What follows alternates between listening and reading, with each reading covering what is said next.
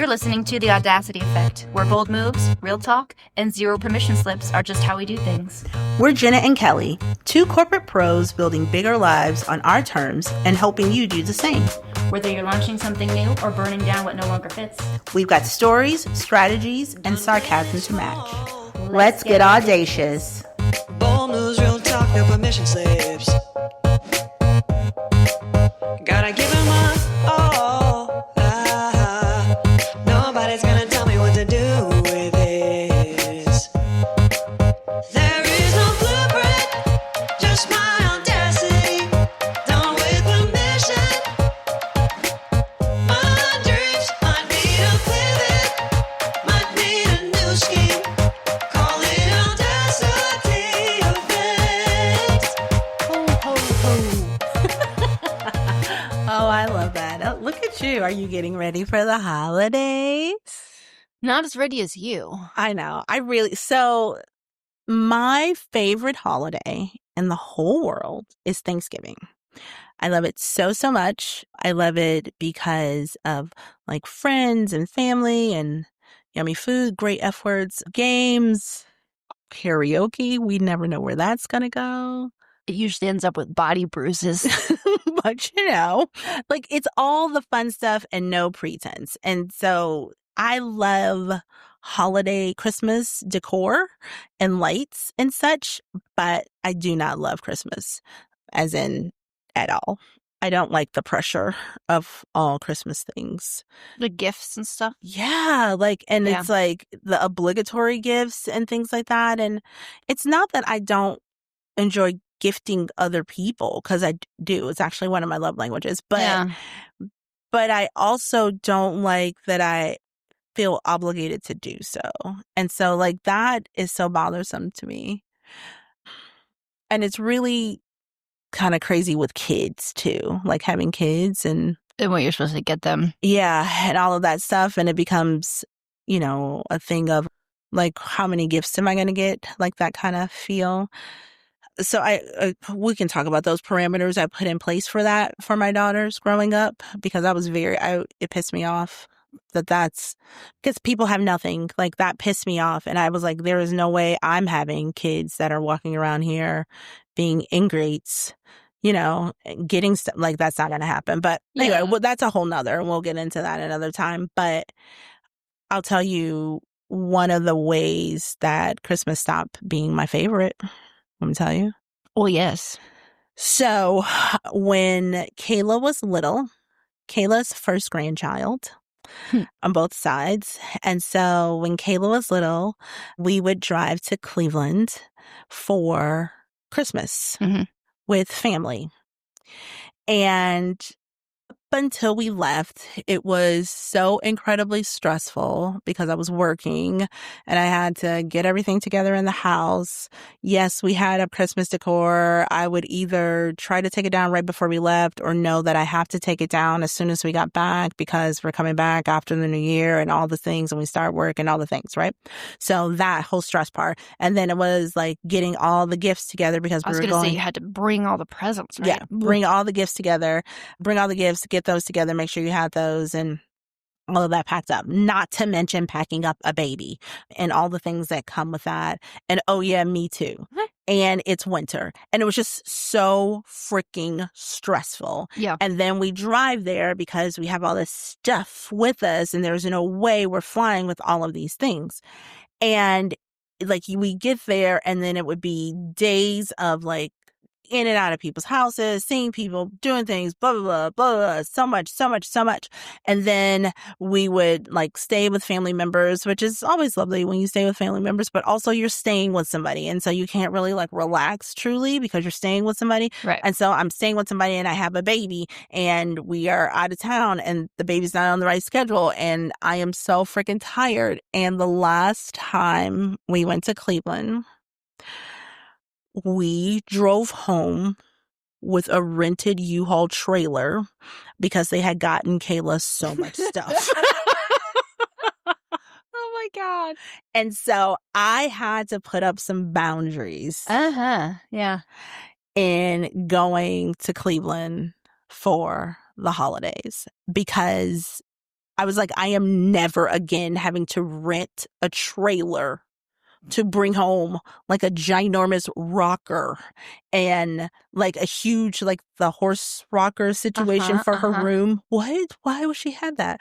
Why would she not? That sounds fun. Oh my God. And the huge, like big house, but not Barbie because she was too little for Barbie, but they had other kinds of like doll houses. And yeah. like, what? Like, Mhm. it was insane. And so my family, my mother, and her other grandparents too. Like the grandparents are just out of control. And so it made me like, one, I was exhausted. I never enjoyed my time Yeah. because I was so tired. And then when I got back, I had 2 days and I was starting work again.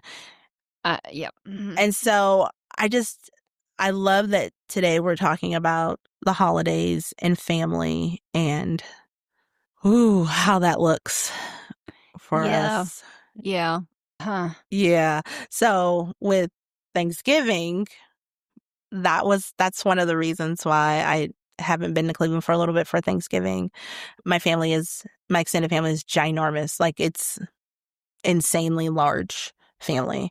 And like, you wouldn't believe how big. Like, we like rent spaces to have Thanksgiving. Like a ballpark number. What are we talking? Like a small Thanksgiving gathering is like 100 people. Oh my God. It's just a lot.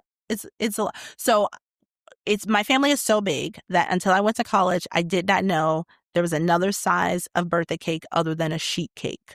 Because on a random Wednesday, your birthday falls on, 50 people are over. It's a lot. So Thanksgiving in particular, because it's my favorite holiday, I had to really put the kibosh on a lot of things because it's stressful. Yeah. Being around family, especially during the holidays for me. Yeah, there's a lot of ritual and routine and expectations that Yeah. are there that maybe wouldn't be normally, or things that are there normally are maybe exacerbated Mhm. because it's the holidays. So there's, Mhm. again, tradition and supposed tos and shoulds. So many supposed tos and shoulds. And that stopped working for me. And it stopped working for me when I realized I actually didn't have to do them. Holiday boundaries. Yes, people, holiday just like- boundaries. Just like everything. Yeah. So I had to change that tradition. And at first it started out as a Friendsgiving the week before Thanksgiving. And then we go to Cleveland and have the holiday and all. But then it just became, I don't want to. Actually, I had my double mastectomy. Well, that's a good excuse. Yep. I had it a few weeks before Thanksgiving. And that year, the year before was the last time I had traveled to Cleveland for Thanksgiving. And once I started, I was like, well, this is that's nice, isn't it? Like, you don't have to do that. So Yeah. that's how that happened for me. How about you? What holidays like for you? I like them. They were always fun. I have great childhood memories of Thanksgiving and Mhm. Christmas. One of my favorite funny Christmas memories is my dad did this thing that he thought was hilarious where he stole things from our room and wrapped them up and put them under the tree and mixed them in with the other presents. And we would open them and I'd be like, I think I already have this. And he'd be like, ha, ha, ha, ha. Yeah, it's kind of funny now, but nobody tell him.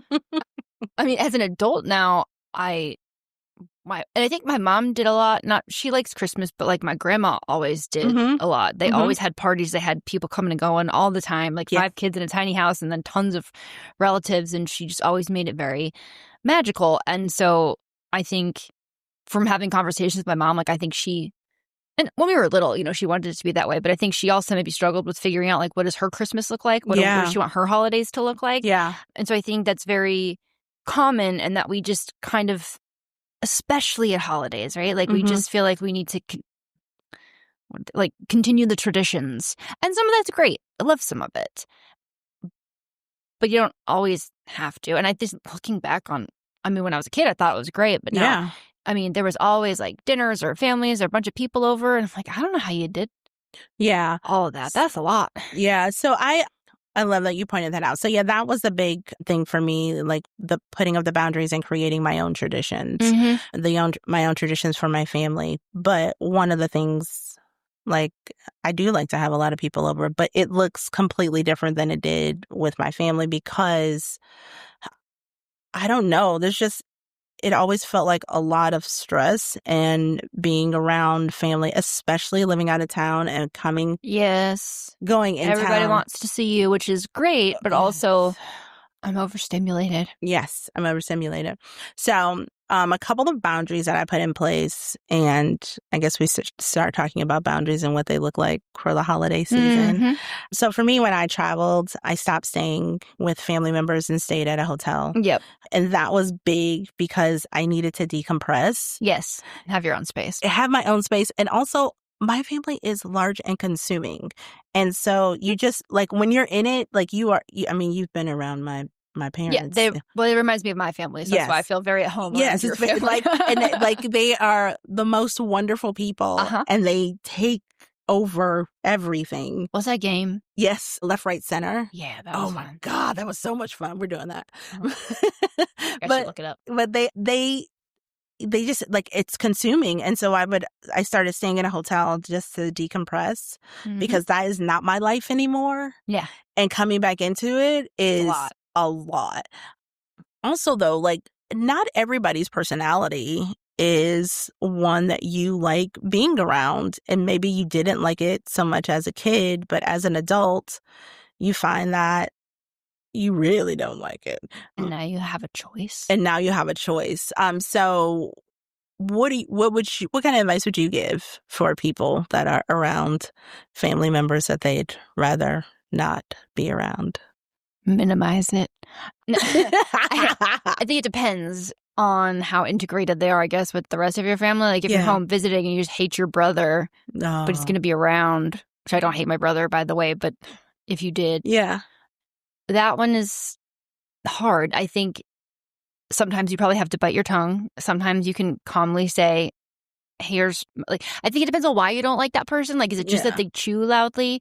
And it's because my brother and my dad slurp their coffee and make mouth noises. And so I am comfortable enough with them that I could be like, oh my God, what is wrong with you? I have to leave. Like, I have to go in a different room. So that's how I deal with that. Yeah. I don't know. I think this is great that we're talking about it because I guess I would have just endured it previously. There's not like a ton of. Okay, let's say a listener called in and said, hey, Jenna and Kelly, my aunt is a real peach. And she says things that are inappropriate and or very hurtful. And when I'm around her, I feel all the things I felt when I was a kid around her as an adult. And she is going to be at Thanksgiving this year. I have no idea what to do. Like, what would you tell them? Okay, first, a case of Prosecco. Just bring it with you. And put it in your coffee mug or whatever. Yes. Don't share. Okay.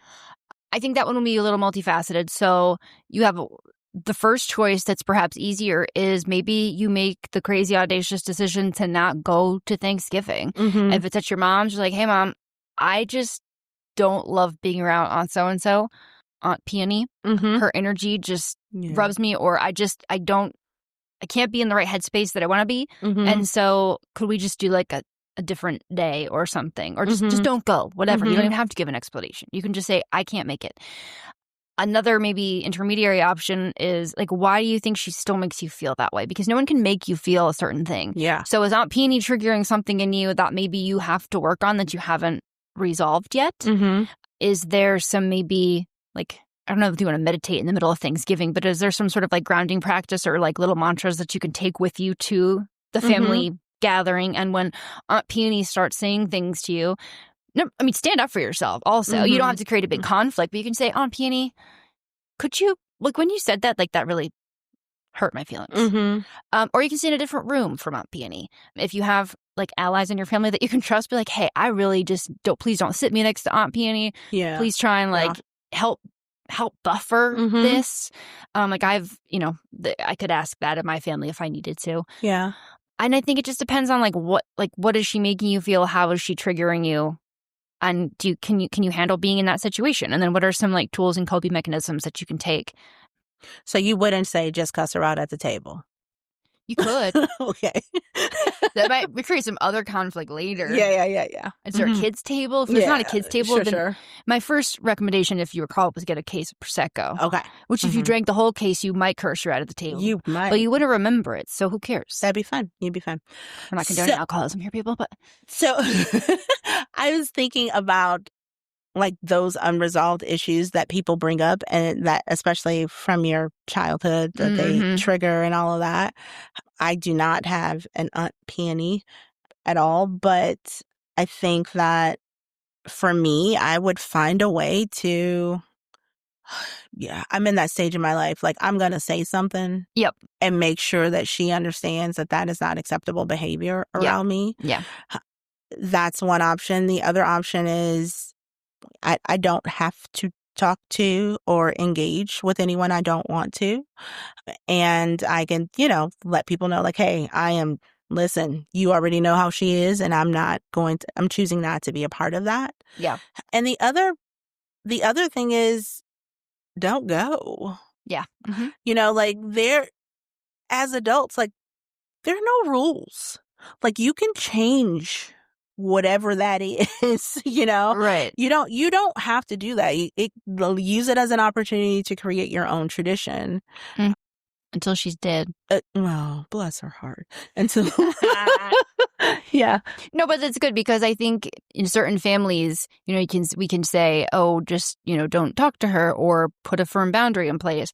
Well, that's not the dynamic in every family, right? Like you could put a boundary in place with Aunt Peony and she's like, rah, she escalates it, and then all of a sudden your whole family's in on it, and it's a whole thing. And no one says you have to deal with that. So I think to your point, evaluating, so like how much is it just she's just annoying, or does she like make you go in the bathroom and like curl up in the fetal position? Like what is it? And do you have the allyship of other members in your family that can help sort of mitigate Aunt Peony or not? And you have to take all those things into account to determine what your decision is. And if you don't have any allies in your family, she does make you go in the bathroom and quiver, then you probably shouldn't go. You probably should go. So, yeah, I need to know more about Aunt Peony. Yeah, I don't know.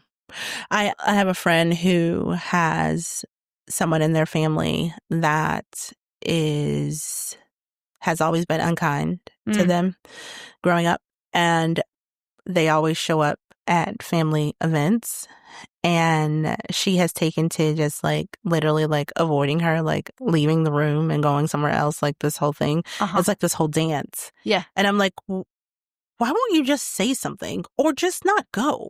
Like you don't have to put yourself in that kind of headspace. Yeah. But then maybe you want to go. Maybe like you love the rest of your family. You don't want to miss out on the event. She wants to go. She doesn't want to miss out on the event. I was like, well, you got to say something, because this whole dance that you're doing, it's unhealthy for you in particular. Like, it's just not good. But the holidays, like, I don't know. There's something about the holidays that bring up this, I think it's like all the childlike wonder you remember. And but it's different now. It's different now, but you revert back to that. Even if you go home not at the holidays, there's something weird about, especially if your parents still live in your childhood home or something. You may have evolved as a completely different person at this point, but I don't know. I do anyway. Like, I have to sort of fight the urge to not revert back to the role and like who I was and how I showed up in my family, because I moved out when I was like 17. Yeah. So it was a while ago, but it doesn't matter. No. 20 years later, I'm like, oh, okay, I don't have to do that anymore. Yes. I am an adult now. Yes. I have grown. I have evolved.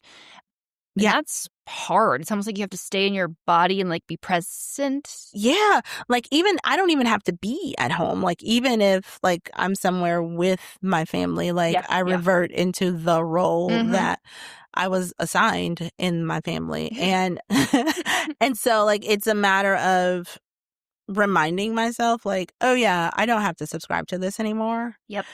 But it's not always easy, because sometimes I don't even realize I've done it. And oh girl, like that is something right there. What is that with us reverting back to that? I think it's so familiar. Yeah. I think it's like when people say sometimes you will look for traits in your romantic partner that your parents had, because that's just what feels familiar. Yes. And you just sort of gravitate to that, or default to that is maybe the better word. So if you feel like that happens to you and you don't know when it's happening, try and just make notes or something, whether verbal notes or written notes. And like after you spend the day with your family, how did you feel? When did you feel bad? When did you feel triggered? When did you feel whatever? And then I think it's just like with anything else, you have to practice being aware enough in your body to be able to catch it as it's happening. Yeah. It's hard though. And I think we talked about this a little before I started recording. I've been guilty of just assuming that I'm the only one that has changed. Yeah. Right? Yeah. So I'm different now. Well, so is probably my mom. So is probably my dad. So is probably my brother. So is probably everybody else. They're not, I mean, some people don't ever change and grow, but Sure. if nothing else, I mean, a lot of people do. So that mindset is helpful, I think, for me to keep in mind anyway, that I need to allow space for other people to show up differently as well. Yeah. Because if I kind of come back and show up like I used to, that maybe pushes them into the box that they were in. I don't know. It's so difficult because family, like walking in the family line is very precarious because you love them very, very much. Yes. And no Also, matter they're what. very, very annoying sometimes. Yep, sometimes they are. But no matter what, they're always going to be your family. Yeah. But that is also like the other part of this, because a lot of people don't talk about the fact that that might be your biological family. Sure. But you don't necessarily have to subscribe to that either. You can create your own family. Yep. And again, like I love my family. I love being around for Thanksgiving. They are a lot, and it's so much fun how much a lot they are. But also being here in Virginia, like I've created, like I have my own family here. And so Thanksgiving here is exactly what we want it to be. Yeah. Like, because we have our own things now, you know, and like that has changed how I see Thanksgiving too. And it's changed how my daughters see Thanksgiving now too. Like they, it looks differently. So I love the fact that it's never too late to make your own traditions ever. Yeah. You don't have to drive to Cleveland for 10 hours with the baby and all the stuff in the car, and you don't have to do that unless you want to, but you don't have to. My aunt would fly with her little kids from Hawaii they stayed for like a little bit of time, but I'm like, I don't know how you did that. I will say I have been fortunate that I really haven't felt guilt for my family about not coming home. I think they've done a good job of making me feel missed. Like they're disappointed that I'm not there. Yeah. But they're like, you have a bunch of animals. Traveling over the holidays sucks. No problem. So that's nice. Yeah. It was definitely an expectation for me from my family. Like they absolutely expected me. Yeah. And when I look back on it, I'm like, it was just 3, sometimes 4 of us when Kendall came along. It's 4 of us. And it's, not that many. Y'all could just come here and hang out. Like, you know what I mean? So, but yeah, there was definitely that expectation. But once I set that boundary, like they were very understanding and good about it, and start coming here more often too. But I had to decide and set the boundary. It's just like with anything else, right? Yeah. I think we project, not just families, but in everything, we just assume that the other people have ill intent, or we assume that we know how they're going to handle it. But have we given them a chance to handle it? And have we spoken up and said, hey, I love you guys so much. It is so stressful for me to come home. Could we do Christmas a different time? Could I come home a different time? And some of you have terrible families, and they will have a whole terrible time about that, and that won't be acceptable, and that's much harder to deal with. So I acknowledge that. But if they're that bad, they're probably a giant pain in your butt already anyway. So maybe also just like say the thing. And I don't like when people are uncomfortable. It's like the people-pleasing thing. I don't want people to be unhappy. So I had to figure out how to create space for me saying like, hey, I'm not coming home for Christmas, Mom. And to let her be both understanding of that and also disappointed. Yeah, let her have her feelings. Right. Yeah. Like, because I want that reciprocally. So I have to be able to give that too. Because being an adult child is sometimes it's weird. It is a different animal. It's so weird. Hey, try being an adult child and having your own child. Yeah. Oh, it's so weird. It's already weird enough. So Yeah, it is. It's a weird thing, and you think you should say stuff, but you're not quite sure. Can I say that? Or yeah, I feel this way, but is that appropriate at this point? Right. Because it would be appropriate if you weren't here, but now is it appropriate? You know what I mean? It's just it's so different. It's so crazy being an adult child. Yes. Yeah. It's just a lot when you're not in that role anymore. I don't know. But it's not all bad. No, So, it's wonderful sometimes. like you said, most times, making your own traditions, and I like to extract some of the traditions that yes, we had growing up. And one of the things that all my family really did, my mom did it, my grandma, my aunts, they would always invite whoever over for Thanksgiving or Christmas. Like there was older people at church that didn't have anywhere to go, or people that didn't have a big family. If it was couples, it was little. It was always very open, warm, and welcoming. Yes, and I love that, and I like to recreate that when I can. Like when we have hosted Christmas or Thanksgiving, it's always, hey, anybody come. I don't care if I know you, as long as you're not like a weird robber or something. Like, friend of a friend. Like, please come. Yes, because I think that was really, I'm sitting here kind of talking about how stressful family can be, but then on the flip side of that, some people don't have any family. And that's something else to be aware of. Like setting boundaries and stuff is important, but also quite lucky to have such a big, my goodness, chaotic family and loves you. Do not downplay how fortunate I am to have that as a family. Yeah, to be true at once. Exactly. Right? Yes, that's it. That's exactly it. And also that because I created this space here and I'm so far away from them, it's a different feeling for me now, and it is overwhelmingly beautiful and exhausting. And I need a minute when I leave because I really have to decompress from all of that. But I love having my house open to whomever for Thanksgiving. Like that is like my jam. That is my absolute jam. Yeah. So I was thinking about traditions. One of the things I do, so Thanksgiving, my favorite because it's incredible, but also I used to cook with my grandparents in the kitchen. And so I always all of that always comes back. So I always make a sweet potato pie because that was my grandmother's thing. She would make tons of sweet potato pies. And I always make a pound cake because that was my grandfather's thing. He always made a pound cake. So that's like one of the big things that I've taken from them and brought here.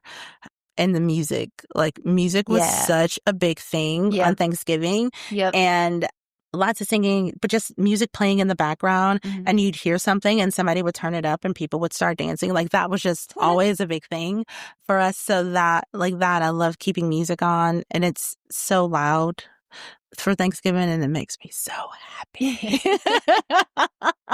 It makes me so happy. Yeah, it's fun. I definitely have great. My family was just really good at making the holidays fun. Always made cookies. We did gingerbread houses. We went to the lights. We did all the things. My mom finally found out she was allergic to pine trees, which is why she got sick every year for Christmas. So then we got a fake tree. Which that woman gave me all of her allergies, so I don't know why she didn't assume that she was allergic to it. But anyway. One of my favorite things that I took from my family growing up for Christmas, the Christmas pajamas, but we would open them after we saw the lights on Christmas Eve. So that I brought with us too. And so my favorite tradition that I created for our house is that Christmas is pajama day. Yep. And we do not leave. So if you want to go somewhere, you absolutely can, but you're in pajamas. And if you want to come over, please bring your pajamas because we're in pajamas all day. Yep. I do not cook on Christmas at all. I make breakfast because I have to make hash brown casserole for Kayla, but I do like a big breakfast, and I do like a meat and sandwich tray for Christmas. So we just have sandwiches all day and snacks because I got tired of everybody playing and I was cooking. Like I did not understand why is everybody playing and having fun and I'm in the kitchen cooking. So I stopped. And there, pause on that one because a lot of the things I think that we feel like we have to do. Yeah. Take a pause is that coming from other people, or is that your own internal thing, feeling like you have to, and you could just stop and just do it different? And Yeah. maybe people will care, but like maybe they won't. Maybe they won't. So what if they do care? If they care so much, they can do it. Yep. But I think a lot of times everyone is fine with sandwiches. It's you that weren't fine with sandwiches, like hypothetical you, not Kelly.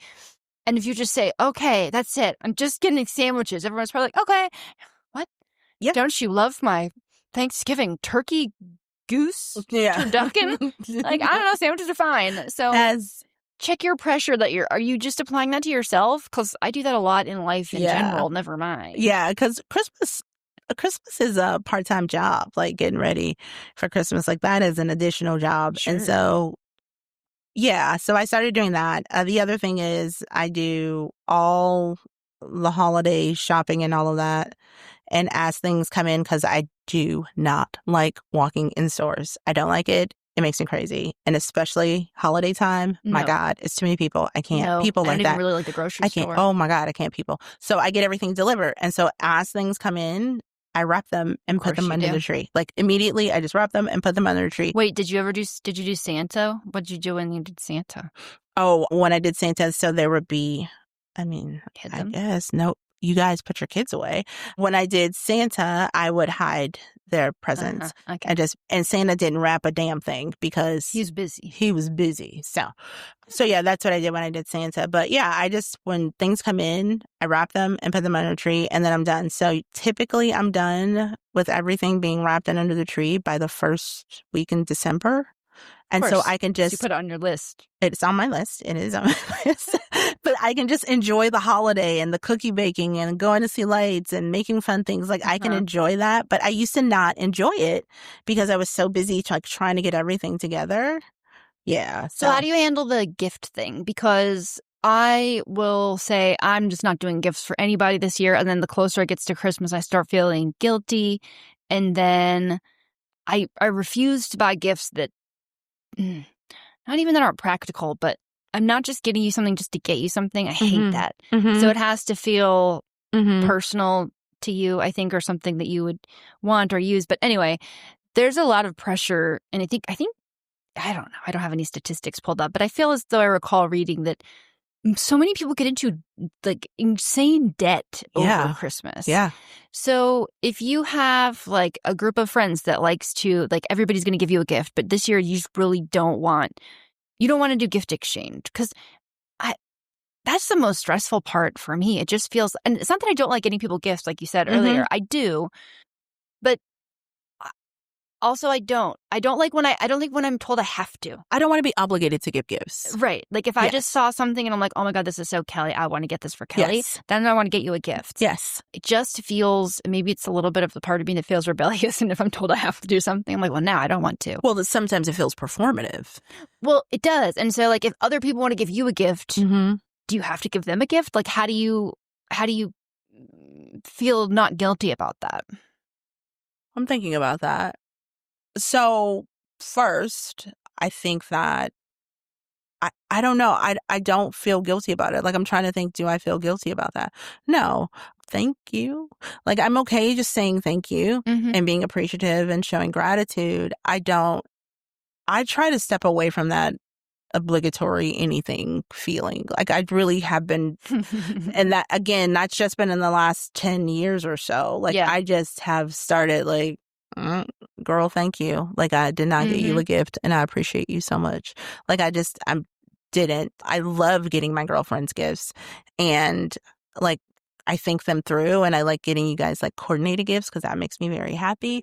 Like very good at gifts. I love doing that, but I love doing that because I love doing that, not because I'm anticipating a gift. And so that feeling is projected, I think, on other people. Like I'm assuming that you're giving me a gift because you want to, not because there's an anticipation that I give you something back. Sure. But that's you. It is. It is. Like I just like, I don't know. But so I think if I don't know, when I look back at it, I guess I would always, earlier, I would get them gifts later. Like if they got me something and I didn't get them something, I would get them something later. Yeah, because if it's a friend and that's their love language, they like gifts, and you're just going to say, but even then, I don't know. Like I was thinking, do you go as big as saying like, hey, family or hey, friend group? I don't want to do gifts this year. I'm not planning on getting any. I don't expect any from you. I would just like to celebrate with you this holiday season. Yeah. And I think especially this holiday season, I think that's most appropriate because hello is expensive. And again, in this economy, I could say that for anything in this economy. But yeah, I think that especially now, like I think that is way appropriate. Yeah. we all had Christmas brunch here last year. That was great. And it was perfect. And so I think for me, like that, I would rather do that than have a gift exchange. And I would like that feels good. So I think you can absolutely say that. And your friends are your friends. And some people are just going to get you a gift because they want to get you a gift. Yeah. And that's fine. And I think, again, maybe this comes from my Enneagram 6-ness. Yeah. But I just always assume the worst case scenario. Like maybe other people are feeling that too and maybe speaking up and saying, hey, I love all you guys so much. I would love to spend time with you. I just am doing like a no gift year this year. So, and maybe other people are feeling the same way. And by you saying that, they're like, oh God, thank God you said Gives that. them permission. Yeah. We're doing it this year. Okay. We're doing no gift year. I like We're it. sending out the text. Yep. Okay.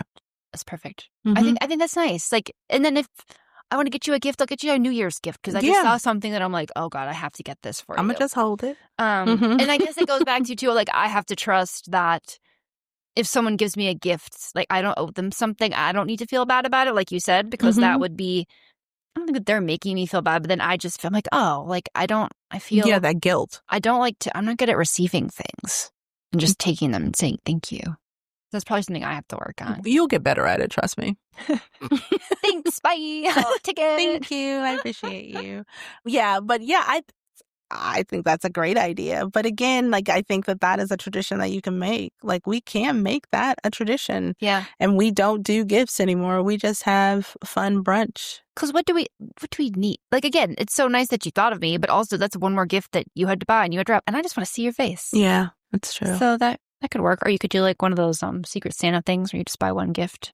That turns into something. It does. Somebody always overdoes it. Somebody overdoes it. Or like, you got me this? Like, why did you get that? Why are you coming in here with this big basket? What is happening? I have this one little thing and you have this big basket. We said $5. Yeah, this doesn't feel good. This doesn't feel... Yeah, no. I think that always turns into a thing. Unless you do the white elephant. That's fun.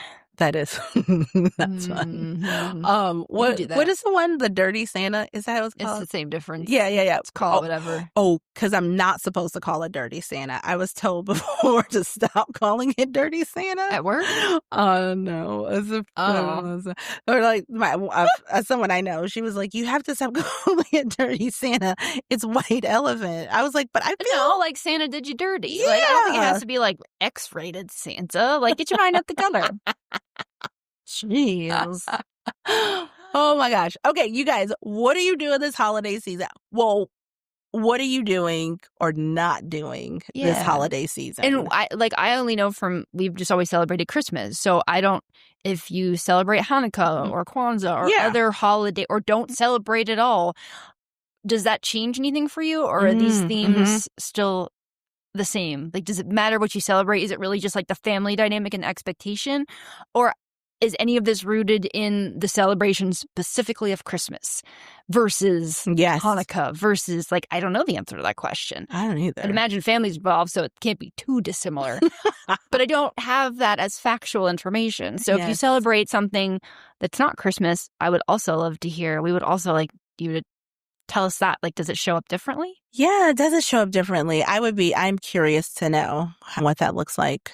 For those that don't celebrate Christmas as well. Yeah. You know, and also well, I don't know when we're gonna, but let's talk a little bit about Thanksgiving too. Like, what do you love about it and didn't do this year or are going to do this year that you used to? And I want to hear your favorite traditions that you've made for yourself, like Kelly was saying, because I might want to borrow some of them. Yeah. I mean, listen, a meat and cheese tray is excellent for Christmas. Yep. Nobody's cooking. Just slap the meat between the buns. Yep. Just making sandwiches all day. Dirty Santa. Slap the meat between the buns. All right, you guys. Happy meat and bun eating. Oh my God. Later, daters. It would be audacious of you to do a few quick things for you and for us. First, hit that follow or subscribe button so you never miss an episode. Then, share this with someone who needs a little more audacity in their life. And if you're feeling generous, leave us a review and a 5-star rating. It helps way more than you think. Want more? Head to theaudacityeffect.com for episodes, our favorite things, and merch. And don't be a stranger, come hang out on IG at @the_audacity_effect. Might need a new skin.